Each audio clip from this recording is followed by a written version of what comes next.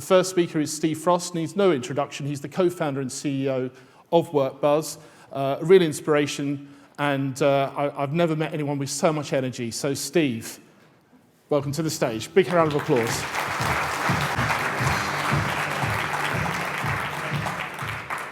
Thank you, Gary. I've been so looking forward to today. If I look around, there's really few empty seats here, so thank you so much for taking time out to be here with our clients, Leonardo Hotels. Do we have someone from Leonardo here today?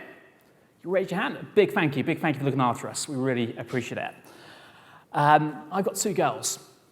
I've got Libby, who's 4, Adeline, who's 6, going on 16, and this weekend I was looking to bonfire night. Adeline, what do you want to do? Taylor Swift. What do you mean Taylor Swift? I want to see it at the cinema, so that's my plans for this weekend. But now Halloween's out of the way, now looking forward to Christmas. And for me, this feels like work Christmas. This is my highlight of our calendar, highlight of our year. And the main reason isn't the research we're sharing, it isn't some of the amazing stuff Lewis and our engineering team have been working on what's going to come. It's because of the people in this room. The most important people at WorkBuzz aren't our investors. It's our clients, especially those of you in the room that gave us a chance in the early days, that really brought into us and allowed us to grow with you. And it's our team, who we call WorkBuzzers. So I'm really, really grateful for you all being here today, and I've been super, super excited. And we have some big news. WorkBuzz is 5. It was our 5th birthday a week or so ago. And I can remember when we created WorkBuzz, launched the brand, launched the platform, we had a tiny little office in Milton Keynes, and just how that's grown since. And we created WorkBuzz really as a mission-driven business.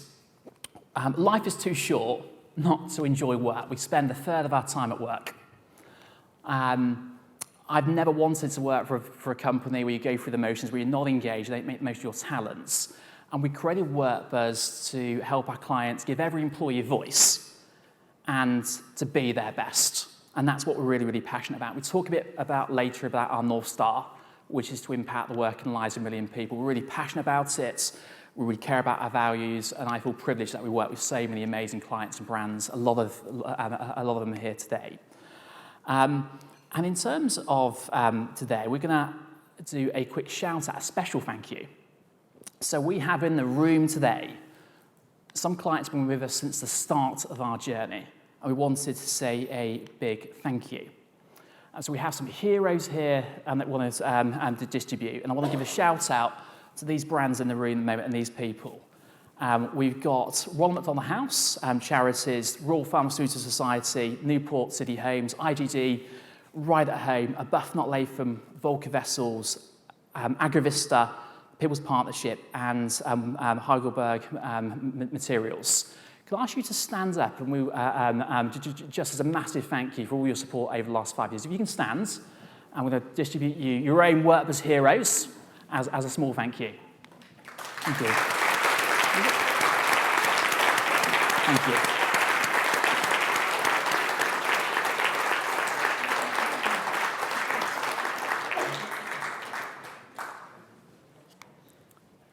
Thank you.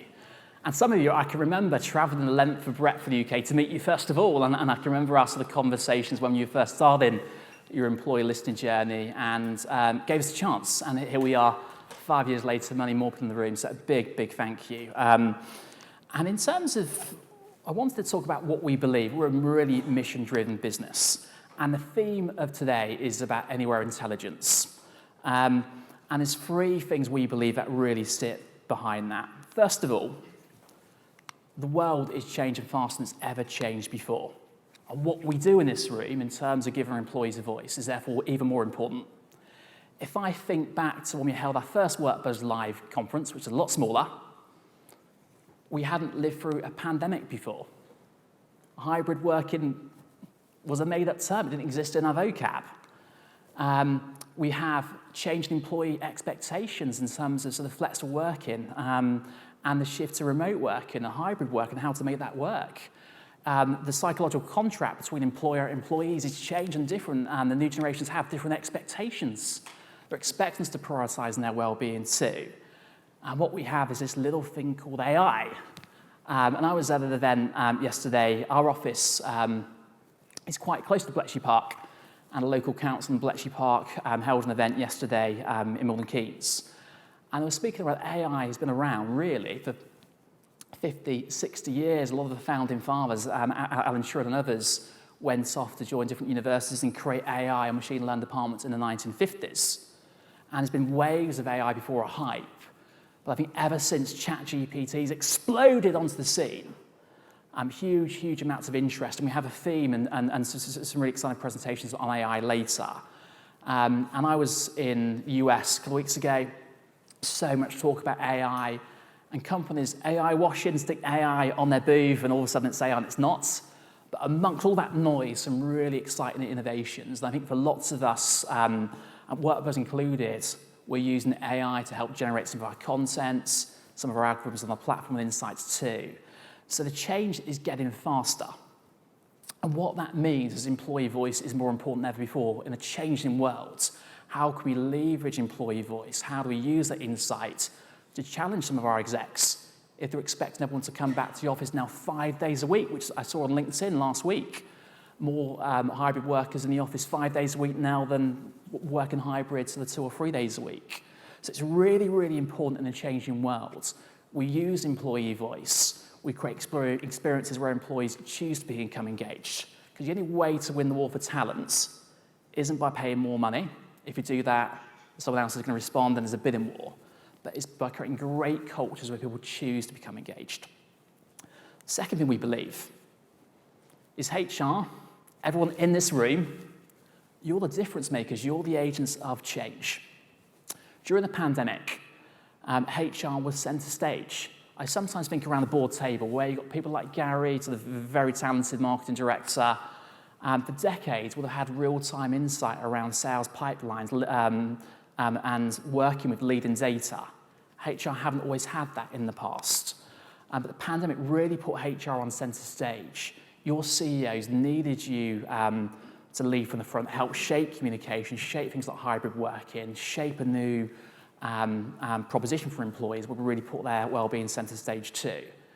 And we've seen some amazing stories of some of you on tables around us now who really led from the front and had a huge impact, not just in your teams, but throughout your whole organizations and leading from the pandemic, and something we should be really proud of. But what we're seeing, what we're starting to see from the state of employee engagement, where we went out to about 450 HR leaders, we're starting to see one or two risks. We're starting to see some organizations focus on short-term measures at the expense of longer-term ones. So we've seen a shift to improving productivity, which we need to focus on too. And we've seen a lot of prioritization around retention. But what comes out in that study, a lot of people are talking about they can't retain employees because they're not developing them or they can't find the right skills. But this year, we found development has sort of shifted down on HR's the stack of priorities. And what's really important is we can challenge our leaders, we can challenge our organizations to have a long-term perspective too, because the only way to retain great talent is by creating a great employee experience and developing them. We can't complain about our employees are leaving for career opportunities if we're not creating those pathways in our own organizations. So that's going to come through when we talk about our research later. And the third belief that we are super passionate about is our everyday heroes. Your frontline employees are your everyday heroes. I just want to share an example from this morning.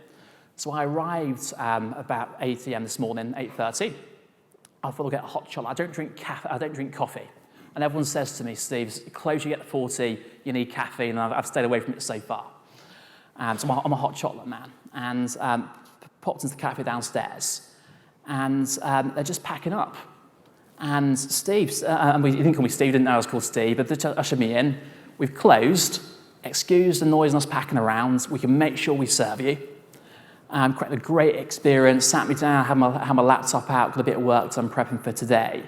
If I contrast that to an experience with a non-WorkBuzz client, I'm not going to mention the coffee shop, in the US a few weeks ago, the coffee shop was closing at 5 p.m.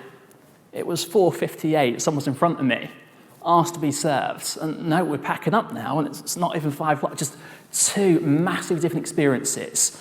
We have one employee who's engaged and committed and wants to go the extra mile, and one that's not. And as a customer, that had a huge impact on how I view both those brands. So our frontline heroes, frontline workers are our heroes, are difference makers, and a lot of us across the room have those types of employees. So one of the things we're going to talk about today is, despite 80% of the world's workforce not working behind a desk, only 1% software is designed for them.